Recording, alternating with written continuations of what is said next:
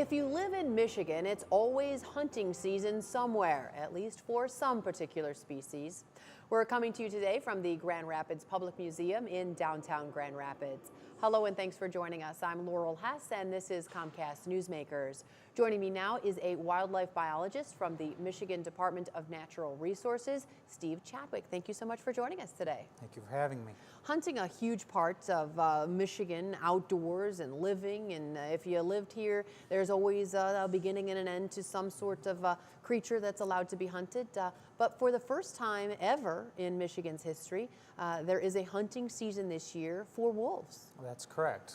This hunting season is really designed to address some conflicts between wolf and humans, and it was designed for that. So we were taking a small number of wolves from different units in the Upper Peninsula, beginning here in November and then moving on through December, and we're expecting about 43 wolves to be taken.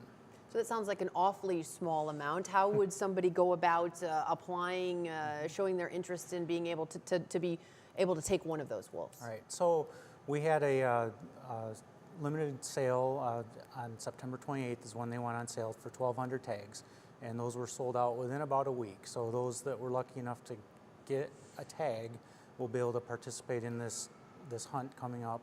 And what they have to do is it's very controlled, so they will have to call ahead, make sure that the season is on, make sure that the quota has not been reached. When they shoot a wolf, they have to report it within that day and then have it registered with a DNR field office within 3 days. So there's 1,200 folks out there able to take a wolf, but once the first 43 are hunted, the rest of those folks are out of luck. That's correct.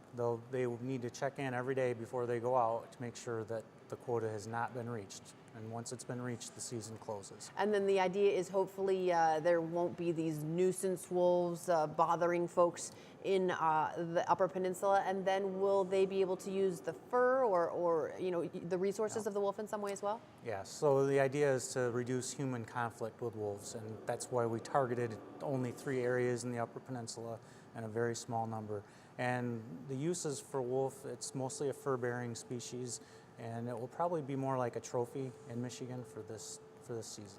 And then we don't want to forget, obviously, it's deer season as well. Probably the best known hunting season here in Michigan. Anything new this year that folks should know about? Yeah, so this year we've made a few changes. Number one that hunters should be aware of, especially if you go north, is the antler point restrictions in the 12 counties of the northwest part of the Lower Peninsula. And you can get more details in our Hunting and Trapping Digest to find those specific rules. And then also in the southern part of the state, we split up our private land antlerless deer management unit into smaller units. Again, you can check the Hunting Digest for information there. And then very quickly, there's a little outbreak of a disease that folks need to know about as well. Correct. We had a small outbreak of epizootic hemorrhagic disease, or EHD.